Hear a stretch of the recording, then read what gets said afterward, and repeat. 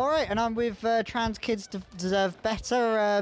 This time they're not on up a really high ledge, so I can't reach them and have to talk to them through walkie-talkies.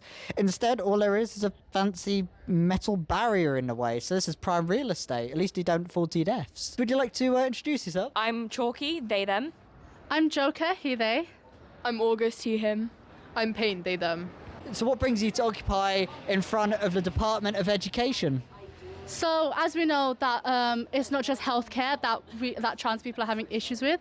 Trans youth all over the country going back to school in September will be facing issues such as not enough safeguarding in place for trans youth if they're being bullied. There's not enough guidance in place of if a trans student comes out. And as we know from the previous government, the previous guidance of outing trans students was completely unacceptable, as that is a major safeguarding risk.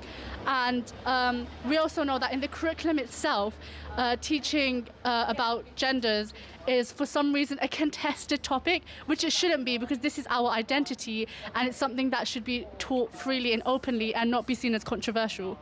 What we're seeing right now with the new government guidance is essentially just a redo of Section 28, which happened a while back, where, trans kids are being treated like, we're being characterised, cis people's reactions to us are being characterised. People aren't really listening to our actual voices, and, people aren't really humanising us. They're treating us like some kind of debate or ideology instead of actual people, and we're here to show that we are here and we are willing to fight for our rights. We aren't some weak little group who's been indoctrinated. Oh, definitely. A lot of the rhetoric always goes on to infantilise trans young people, and it's just utterly insulting to all that sort of thing. And I mean, just as on the education curriculum, as we've seen on the news recently, as we covered on the last podcast, over 50% of school libraries have had calls to remove LGBTQIA books from school libraries as well, to make it harder for trans young kids to access materials. What are your thoughts on that? Well, it kind of speaks to the whole curriculum kind of trying to get rid of trans people in a way. The curriculum, we very rarely see trans people outside of things like PSHE, and even then, they are a very small part of the curriculum, and some schools outright choose not to teach that part, even though it's mandatory. And it's censorship is what it is. They're trying to censor our identities and who we are, and it's not right, because trans kids are everywhere and they need to learn about being trans in safe environments and whatnot.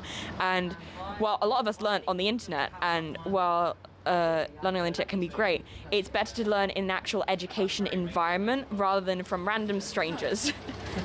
Oh, exactly. I think a lot of trans older people probably know of the fact that it was all stifled and everything, and I suppose with that it's like a direct message to the education secretary at the moment. So what message would you have for Monday we've got from 6. whoever that is?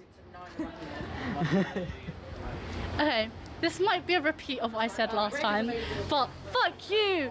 Come on! We are not something to be debated. We are individual people with our own lives. Maybe instead of trying to see as a statistic to bring up in debates and make yourself look better, maybe get in contact with some of us, talk to us, hear about our lives, hear that we are just trying to live our lives peacefully. And specifically in schools, that's meant to be a place where if a kid doesn't feel safe at home, it's their second safe space. They're meant to be able to go to a teacher, feel safe, and be able to express themselves, especially with many households nowadays not being the best household. And school is meant to be a place where the kids can grow, develop, and learn holistically and not just academically.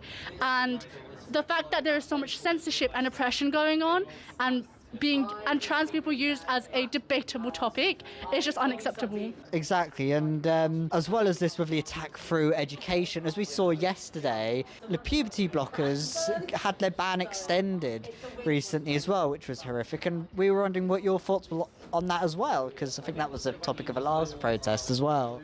Well, it's revolting, honestly. We have made our case. We have told them what this is doing to us and how it's going to negatively impact us in the long term, and how you're denying healthcare to children who desperately need it.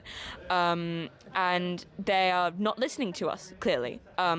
They are ignoring us. They're trying to block us out. We need them to listen. We need them to listen because, I mean, a lot of people have died on waiting lists, and a lot of people are struggling, and they need their healthcare.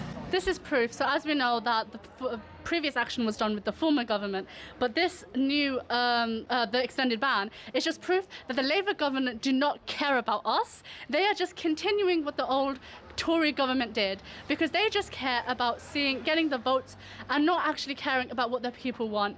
They are further oppressing us, and they are not listening to science, statistics, or facts. They're just trying to push a rhetoric against trans people and trying to literally just marginalize us even more and use us as their political weapon and use buzzwords around us just to make themselves look even better and oh my God, we're so much better than the previous government, when really they're just the same. They are just the new Tories in red.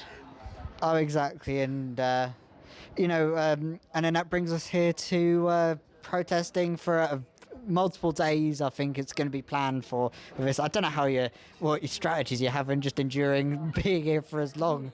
I mean, you already sat here on some cardboard which has just been laid out and such, and while you were just getting set up, there was a bit of a scuff with the police earlier, wasn't there?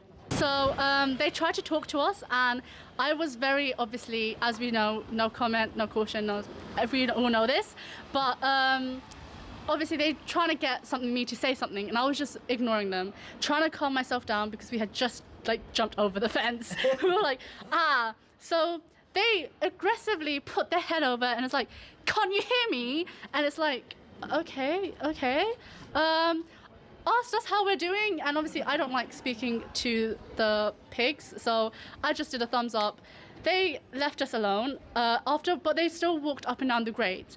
We eventually, one of us on another grate, managed to get on footage that them saying we're allowed to use the whole pavement, they don't care. And I had overheard as they were leaving that this was a waste of time, which I guess supposedly means that if the police try to do anything, they'll be going back on their word of what they said today. Oh, exactly. And let's hope that they leave you be and make sure that you're able to fully make your point in your occupational fund. I think all of the team and everyone who's listening will cheering you on, and very excited to see how it goes, and hope it all goes well. And hopefully most of the team here will try and keep up and keep an eye on what's happening here as well. I think I've already been added to a few group chats. But yeah, thank you very much.